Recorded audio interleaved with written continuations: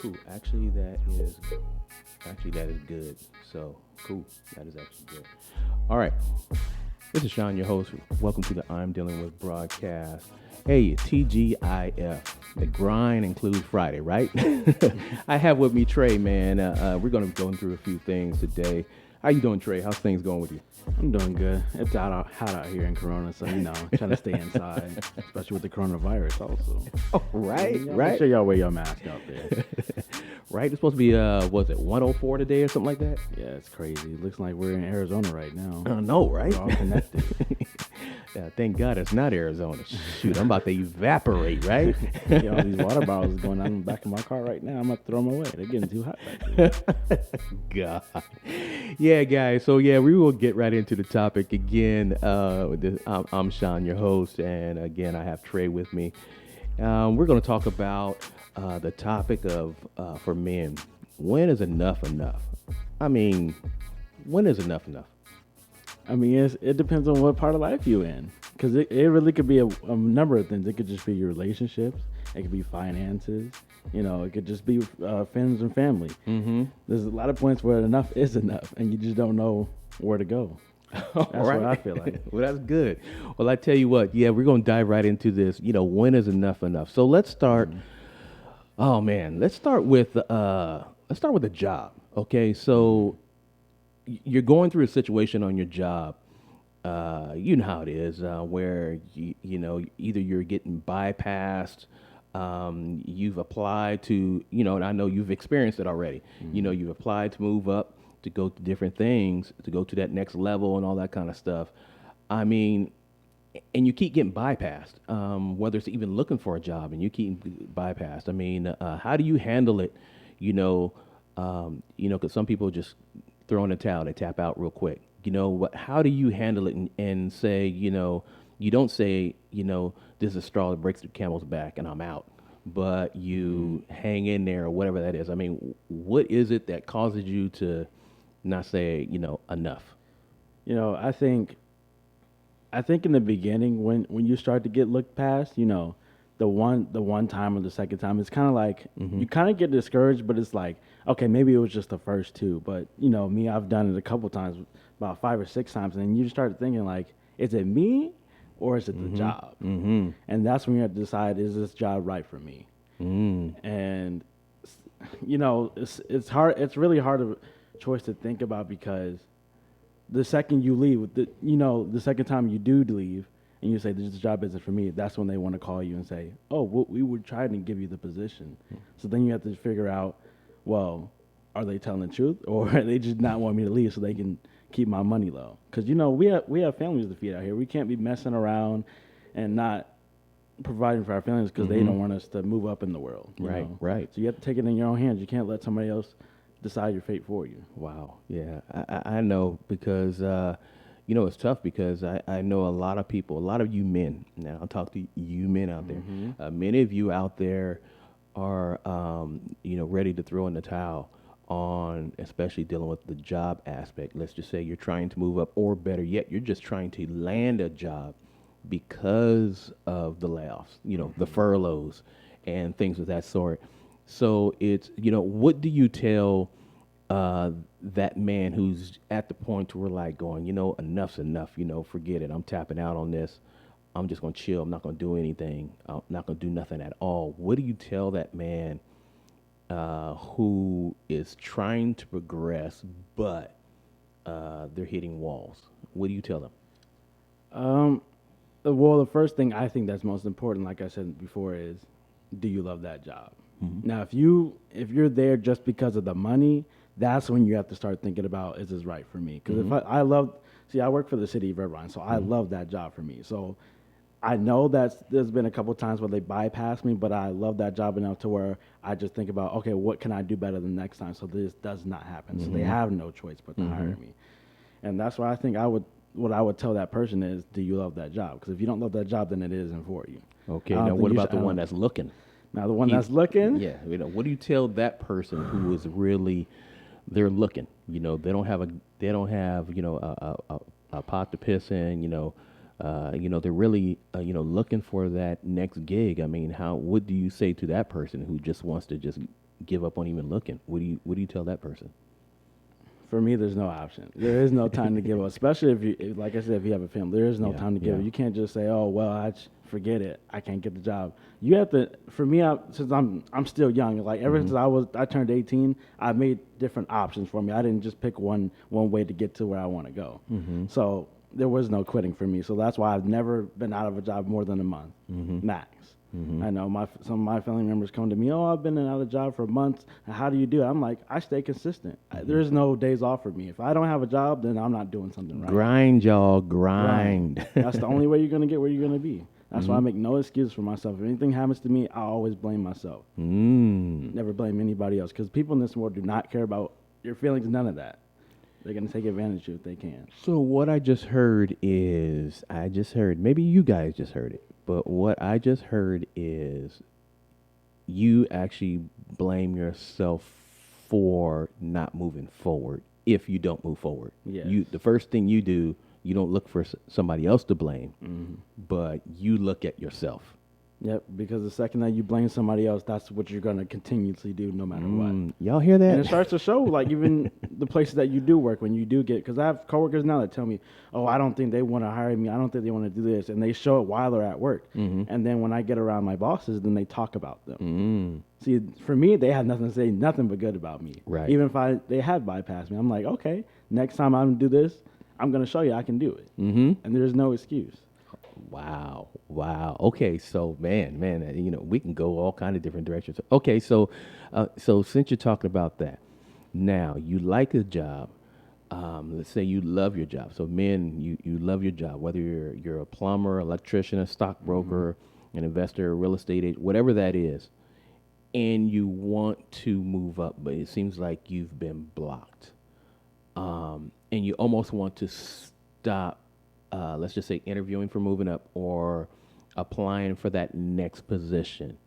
What would you say to actually encourage that person to not throw in the towel on progression within a job that they actually love?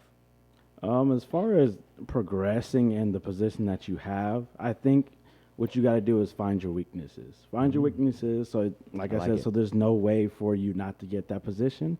And I would say stay consistent. Like for me, like even though there could be days where it's tough, like I've already worked 5 days. Anytime I see an opportunity on the trade board to take somebody else's spot for that day because I'm not there, or they call me saying somebody's not here, I always take it. So what I'm hearing is, watch out, slackers. You about to get your spot taken. I don't care how tired I am. I feel like the more I do, the more they're gonna like me, and the more chance I can have my chance to progress. So I think it's crucial to just go all out as much as you can. Man, No okay. days off. So you said that. So what is your age right now? I'm 25. You're 25. So you guys hear that, because I know a lot of the demographic that listens to the broadcast is right around that age and higher. A little bit lower, but around that age and higher. So you're listening to a 25-year-old talking about the grind and what it takes to persevere and move up and stay consistent. Now, with that being said, you're about to do something you've never done before. And without going into the detail of what that entails, talk about what you as a man have had to do, because you're about to get your own place, okay? And you're moving out this weekend to get your own place. So talk to me about the mindset that you have to have. Again, we're talking about the topic of when is enough, because you've had to look at several places, and either they turned you down or they didn't, or it wasn't right. And sometimes, again, people sometimes give up on looking.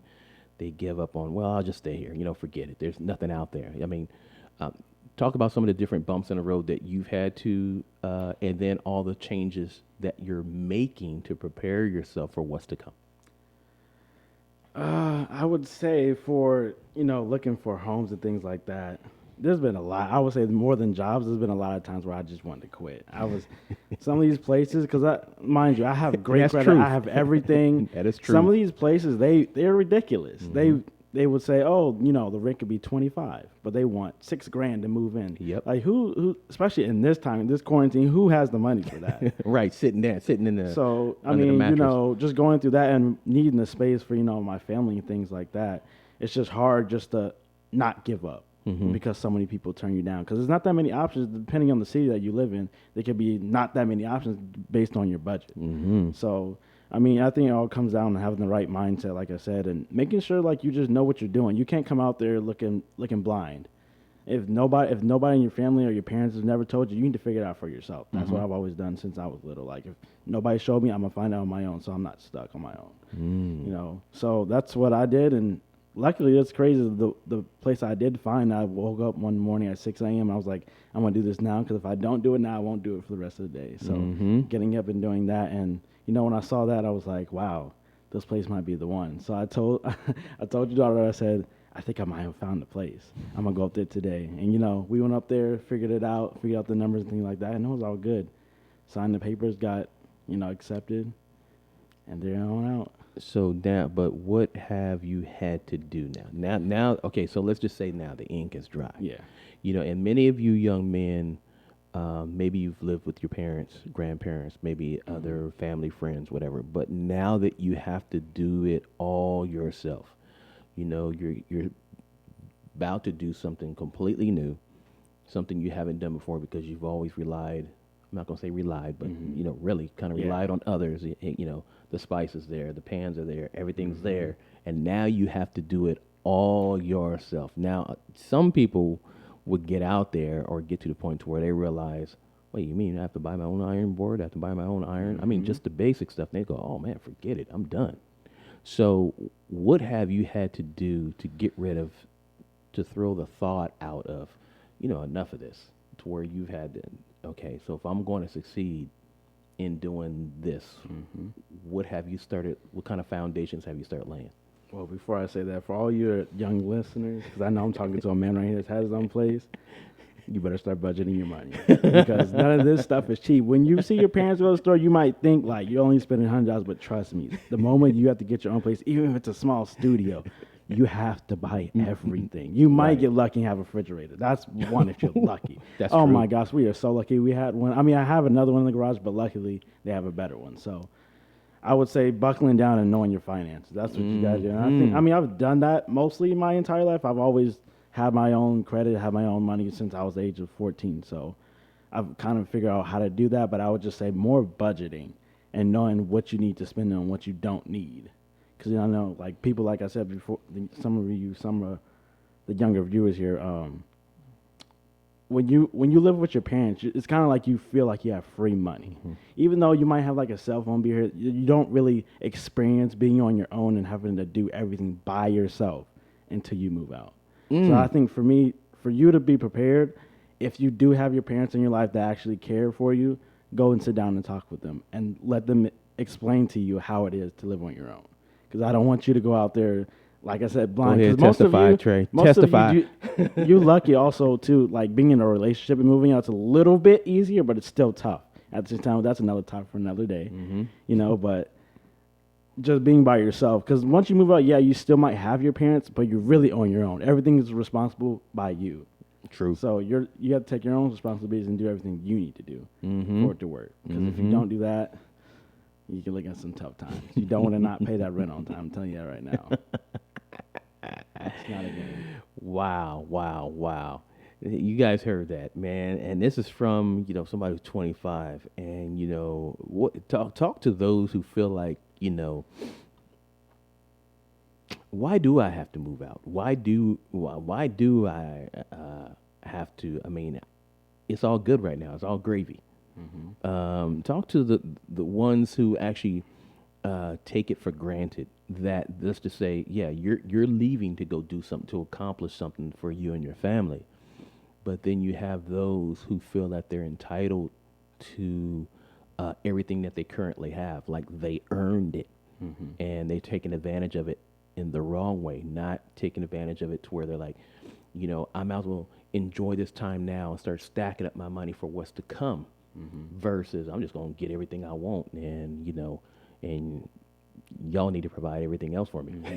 So talk to those people. Yeah, I mean, like he said, like, and we're all guilty of it. Yes, As we young are. as we all, when we all have We the money, are. we're like, I'm We gonna are. buy this and buy that. I don't have to pay for nothing else. Right. But the thing is, like, you have to realize. I mean, it also comes down to like, what is your mindset? Right, Because right. for me, it was as soon as I turned 18. Even though I was 18, I was like, at some point, I don't want to be living in mom's house. It's not. It's not because I want my own spot. it's not because like the normal teenager thing. Oh, I just want to do whatever I want to. This is the more of the fact. I want to be a man of my own. I want my family members and my kids to see. Oh, I did this when I was young. I don't have to wait till I'm 30 years old to move out. That's ridiculous to me.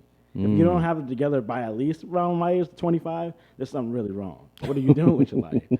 Ouch. Yeah, I like it. Okay, now I didn't say that. Yeah. You can DM him at TreysClowning.com. Oh my God. I mean, like he said, but he's joking about it. But it really kind of depends on your parents. Because there's some parents out there, they don't really care if their Right. kids stay That's true. for a long time. They help them. But like for me, like my grandparents were kind of like that. They want me to get my own place, but they were like, oh well, if you just come stay with us, we can get a house. I'm like, I understand that, but I want to do everything on my own because I don't want to be the one when you're gone to be finding out who to ask questions about. Right. I want to learn this all on my own because at some point you want to be able to provide for your own self, be able to do everything by yourself.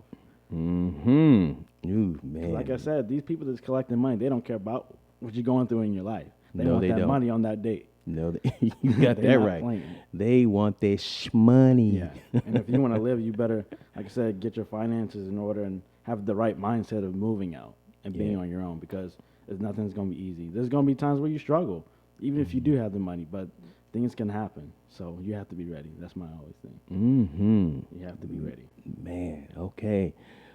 So we've talked about moving out. We've talked about getting your own spot. We've talked about jobs.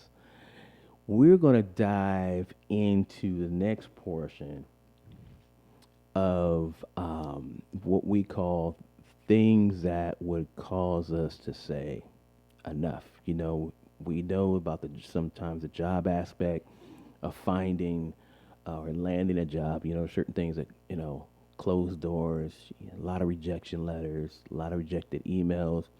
Cause people not to stop looking for jobs. Same thing with looking for housing, apartments, or whatever the case may be. Maybe even your own family dynamic. But what is the one thing or things that are, how should I say, no consequence? Not no consequence, but they are solidified deal breakers. Deal breakers. And the reason I'm saying this, because it's going to come right down your alley. And this is dealing with relationships. What are the deal breakers in a relationship? Let's go. In a relationship. You ready for this, man? Yeah. I hope y'all ready for boy. this. 'Cause I'm going to be spending a lot of game on this right now. Oh, boy. Okay, number one. When a person feels that you're everything to them. How do you feel about that? I mean, especially at least from what I'm going through right now, moving into a place, you're definitely going to know whether that stands or not. Because if you're everything to them, it's going to show. It's definitely going to show. Those actions are definitely going to show, especially moving in with somebody. And I think just in terms of, knowing if you're everything for someone, you should be thinking about that. I feel like constantly. Okay. That should never run out your mind. But the backside to that yeah. are you're everything to them, meaning you can't move without them. Oh, You yeah. can't breathe without them. And if you're never around, let's just say you can't be gone for 5 minutes and all of a sudden their world has come apart. How do you feel about that? Is that a enough's enough, where you can't, for instance, you can't hardly go to work. You leave for work and the person just completely breaks down. Or you go to the store, you're going to 7-Eleven, or you're going to go to Target to go grab some Pampers or maybe some men's products, and you can't even do that. Or have one of your boys at the house for 5 minutes, and all of a sudden, because they want all your time, 24 hours a day, 7 days a week. Is that enough? Yeah. Yeah, I will be honest. We digging in. I will be honest. In the beginning, you're always going to, at least for the men's side, we're always going to be like, okay, this is enough. But then what I come to realize just over the years being with Shay and everything, like you have to realize that shows that they really do care for you. So when they do that, yeah, it might be irritating, but you have to realize she might think you're her only friend. So that's all she thinks about. Okay. That's So one way to take it. yeah. So but then if it gets to the point where you feel like it's enough is enough, that's when I feel like you need to have that conversation with that significant other. Sit them down and tell them basically how much you mean to them, how much you care for them, and I would say kind of like set the guidelines. You can't go off on me if I'm going, like you said, to Walmart to get some guy products. It's not, you don't need to have me with you 24/7. Right. But what about that one? Because I know right now, somebody's listening right now, or somebody who's watching, and they're dealing with a situation where it seems like they cannot breathe. Their buddy can't even ask them, "Hey, let's go to the golf course right now and let's shoot, or go to the pool house. Let's go shoot some pool. Let's go to whatever that is, or there's a car show. Let's go to this car show." And they can't breathe because or have any personal time because the woman always wants a personal time. It's okay for them to go to because they're going to get their hair done. Yeah. They're going to get their nails done. They're going to get their feet done. And it's okay for them to go with the girls and go shoe shopping. Now, when you say that, okay, what about when it's time for us to go? Hold up. How do you feel about that? Now, see, I'm going to tell you, at least from my I don't know how she is obsessed with you, but from my side, getting your hair done, getting your nails done, going to the store is not their time. Right? That doesn't count but as their time. somebody's listening. Somebody's that listening. Deals with this. So what would you tell them? Man. To be honest, that's not, for me, that's enough is enough right there because that's true. To me, that's not equal. You can't, go do things on your own. Even to me, because going to get your hair done, to me, that's doing stuff on your own. Because you really could say, come with me, but you choose not to. So to me, I feel you have to set boundaries upon that, because there's times where we want to, it's not the fact that we don't want to be near them. We just want to have our time just to go hang out with them. Because we pretty much dedicate our time to you. Right. 99% of the time. I would say 1% of the time we do get to hang out with our buddies and things like that. And usually we're not doing anything, wild or crazy. It could just be, like you said, just going to play pool. Home Depot. Yeah, it really is. Women out there think we're lying. Like, we could be going to clubs and stuff. Like, we really will go to Home Depot and look at tools and be like, oh, I'm going to buy this. Like, that's literally what we'll do. And just hang out and chill and do stuff like this and just talk about life. That's literally all we'll do. And and honestly, at least for me, I don't need a lot of time. It's not like I need 8 hours of that. It could be just 3 hours with my buddies. And then I come home and I'll be perfectly fine. But if I feel like I can't have that, then that's when I say enough is enough. We need to talk about this. Yeah, so the important thing that you just heard is, number one, you have to be able to, effectively communicate with your significant other.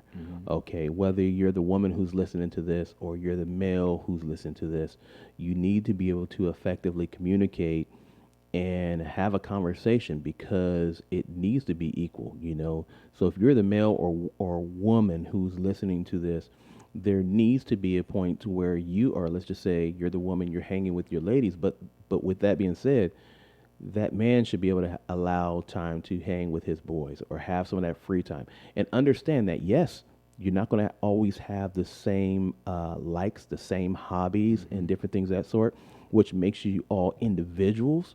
But that doesn't mean that you're not together, but you're also individuals separately and apart from each other, though you're still together. So you have to understand that it has to be a give and take, where, somebody's giving, somebody's taking, then somebody else is giving, and the other one was taken, because, again, where one is weak, another one's strong, and then vice versa.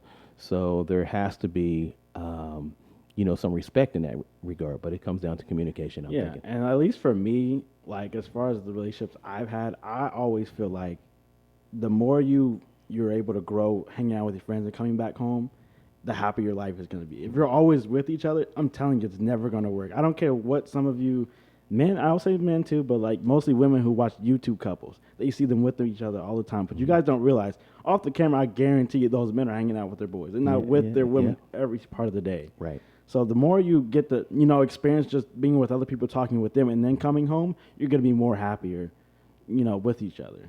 have respect for each other. Now on the flip side of that, there is nothing with wrong, and I think it's a good thing when two people can come together and actually enjoy a lot of things together, be able to do different things, go to functions together, and all that kind of stuff. I think that brings together a bond.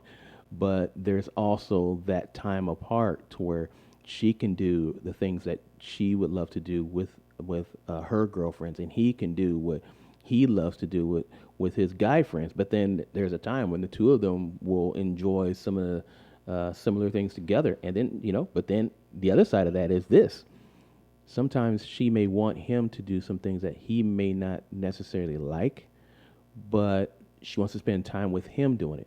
And at the same token, women, he's going to ask you to do some things that you might not like, but he wants you to spend time with him doing his thing. All right, so there's got to be some give and take with Yeah, that. I'm okay with that too. I just want to say that, like, Oh yeah, in my relationship, I'm fine with going with my girl till the nails. That's fine with me. I like to show that I care about what she likes to do too, because it makes it better for the relationship. So really next does. one. We going maturity. Maturity. That's the Okay. number one I so need. okay, so maturity. So there are men that or women that are in a relationship, but their partner is struggling to mature. How do you? What are your thoughts on that? For me, I think there's no excuse. For me, it's not even. You shouldn't. First of all, you should. I feel like you shouldn't be in a relationship with anybody Ooh, if they're not ouch. mature. There shouldn't be a common time you should be telling your friends or family, "I don't think he's mature enough." Then why are you with him in the first place? I'm not gonna. For me, I'm not gonna date you. That's why I take things slow when I used to date people. Okay, so this podcast is Oh, officially yes. over. Oh yes. No, like seriously, like I feel like no, it's different now. If you've dated them and it's been high schools, things like that. But if you, I would say at least a sophomore in college and up, you should already be mature. I shouldn't have to go to you and say like, why are you doing these things? Why are you going to parties acting like this? Like you should be able to be mature when you go out.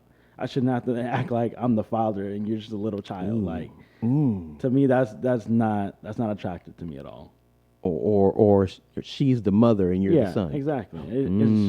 And I will say this: there's a lot of men who play that part. Oh God. They really do. They're the child and she's Yes. the mother. Yes. I don't like that. I hate seeing that when I go out. And I think what bothers me the most is when you're dealing with immaturity is regardless is whether it's the woman or the man is when the other person has to take on the ownership of being the adult in everything that they do. They have to be the adult in the finances. They have to be adult in cleaning the house. They have to be the adult in the upkeep of the vehicles. They have to be adult in business. They have to be adult when they're out publicly. Because somebody's always acting like a child. I don't understand that. Yeah, and it honestly gets for both parties. It gets tiring for either or the So- men or the women. It gets really tiring. It has to So do when that is all that the time. enough? So regardless of the person, you are in a relationship with whoever that is.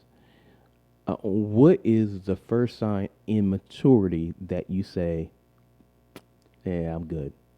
I'm so good on this." I think it's very easy for me. I think it's when it comes to responsibilities. If like I meet you and you always are talking about paying your certain bills on time, and I'm like, but you have a job, so what are you doing with your money? And if I had to come to you and do that, and or if I ask you simple things like, can you do this for me? Like, I'll do it. I'll do it later. That's not. I already think in my head. I know what type of person I'm dealing with right now. I already know. And then a lot of things, at least nowadays, is a lot easier to show it than back in the day. I would say a lot of people show the immaturities early, real early. Not even within a relationship, they just show just hanging out with you the way they deal with themselves. I think for me, I would say, my one thing I'll just use this word is laziness, and what I mean by laziness is it affects their timeliness in things, and this is for me.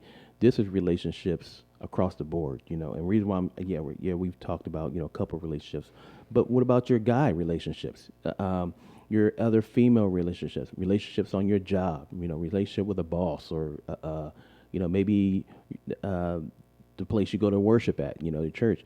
One, I think for me, it's laziness when you know what is right to do, but you're slowful at in every area of your life. You can never be on time. It's almost as if that when, let's just say, there's a function going on and you RSVP for the function, everybody knows you are not going to be on time. There's a problem with that, I think. But yet and still, if it's your job, you're on time for that. If it's your, if for instance, if I told, it's amazing how, like for instance, I can sit here and tell you right now. Let's just say I've got keys to a Bentley right here, and I just need, the first person that shows up at, 3 o'clock and get these keys to this Bentley. How many people would all of a sudden you can be on time for that? Yeah. But but for relationships, you and I's relationship, you can't be on time. For us to go meet somewhere and have dinner, you can't be on time. For that type of thing. Those things bother me. Yeah. Those things bother me. And even like, I mean, I know it's kind of jumping to a different, like, little bit of a talk, but it's like, with just maturity, like, as far as like, if I have to tell you to call somebody and you say, why can't you do it? That's literally one of my pet peeves. If I say, can you call this person for me? I have to go in. And we both have the same number. Why can't you do it? For me, it's like, why are you scared? Like, what if I'm really not around? Like, what are you going to do? If you can't do that, then there's no way we can be even just my friends. If I have to tell you to call somebody and you want me to do it, then we can't be friends. Because I already know what's going to happen if I need help. You ain't going to do it. Which leads me to the next thing: refusing to put in any effort in a relationship. And this is so let's talk about, for instance, our relationship. And again, we're not going to take it all the way on couples now, ladies. I'm sorry, we didn't want to stay, but on relationships in general, for somebody to not put in an effort. I'll just start with me. If I see you constantly, or let's say I'm the one that's either calling you, when I travel to your area, your place of residence, and it's me stopping by to visit, but you can all of a sudden say, hey, I was just in that area, and, I was going to call, but I wasn't sure if you were home. Okay, that would be the whole point of calling. Say, hey, I'm in the area, are you around, or whatever, and even if somebody's not home, you can still talk, right? So my thing is, I've had to learn that when the relationship becomes one-sided, where I'm the one always putting in the effort to maintain the relationship, it's a toxic relationship. That's just me. And I find that out early too. I'm not like I said, I kind of examine people when I just even when I meet them, when I'm around people, I kind of get a figure of like how they are in real life. So like you said, I don't like that either. I don't like the excuse when people say, oh, I didn't know, because I'm like, you have my phone number and everything for a reason. You have my address for a reason. There's no excuse why you couldn't say, hey, are you home? Right. I don't like that excuse. It's like, you what's 7 digits, plus the area code. I mean, how hard is that? Especially in, for those of you that are listening that are older, you know what it's like for the payphone. When you had to drop that quarter in the payphone and dial to see if somebody was home. And nowadays, you have it at your disposal, pretty much in your hip pocket, on your belt buckle, whatever case may be, all the time. So, and a lot of times, most people's numbers, if you were to tell the truth, most people's numbers are in your phone. It's not even where you have to remember it. Now, the old days, I mean, we used to, we talk about the phone being smart now, but it was really dumbed us down. Back in the day, we used to remember everybody's phone numbers up here. You'd have 30 phone numbers up here. Yeah. Now it's like you can barely remember 5 off the top of your head, and sometimes not even your own. Right? All right. So that's a deal breaker for me. And when it's always one-sided. Yeah, because it's not even the fact that I'm trying to put, my life in your hand. It's just the fact of what I think about is, what if something happens? Could I call them? Or will they pick up? If I know you're not going to pick up, then we're probably not honestly going to be friends. I'm probably not going to have your phone number. Because if I can't rely on you for anything, like, what's the point in being friends? Because to me, I I don't say anybody's just my friend. I'll say that's my acquaintance. But Right. if somebody's really my friend that I know, like they're down with me, anything that happens, they got me. Or they know they can call on you because Yeah. you'll be there. Exactly. But they're never around for you. Exactly. Don't Okay, like so that. let's get into this next one. We're going to go to the next one. They don't challenge you. Yeah, that takes us right into it. So this one, they don't challenge you. So what do you do when your partner, your significant other, or a relationship, your personal relationships, when you say that they're friends per se, when they don't challenge you, that they don't inspire you to be or do better? How do you feel about that? I feel like that goes into all the topics that we just went into. Because that, honestly, the people that you hang around with is probably what you're going to be like. If I can't really, I've never met somebody that has friends that do crack and they didn't turn out to be a crack guy. I just don't understand how it works. That's true. You know what? I just saw saw a Facebook message where somebody said, "It's amazing, how people complain about the friends that they have that are crack addicts." I'm like going, that sounds like you've been hanging around all the wrong circle. It's not even just crack. It's just like anything. If you have to complain about something that all your friends are doing, that's what you're picking. You can't be surprised. That's why when Shay asked me about my friends, she knows like the way I am is literally exactly how they are. They're not any different. Because we've talked about topics like just being around the boys. They always wonder what we're doing. If I like something, that's literally what they like too. Or we're not friends. What would we be hanging out for? It has to be interest. And even though we're not going to always have the same identical interests, but at least the people that I prefer to have in my life are people that they don't challenge you, like challenge your way of thinking. Exactly. like as if to make you say, feel like you're stupid, but they challenge you to do better, or they're willing to help you achieve. But here's my thing: they're willing to help you achieve some of your dreams, or realize them or help you get there. Which a real friend from me doing that to somebody else should be the same way. You shouldn't have people that are willing to help you realize your dreams, but then you're not there to realize theirs. Close this out. And the perfect example that, like Shay knows him, my best friend, he lives in Georgia right now. He's probably moving down here next month. When we were talking about being just done with everything, not being able to do it. I was literally just like that just a couple months ago. I was like, I'm not gonna, even with the Irvine job before I got it, he's like, you're gonna get it. And I used to always think, no, I'm not gonna get it. I'm never gonna get it.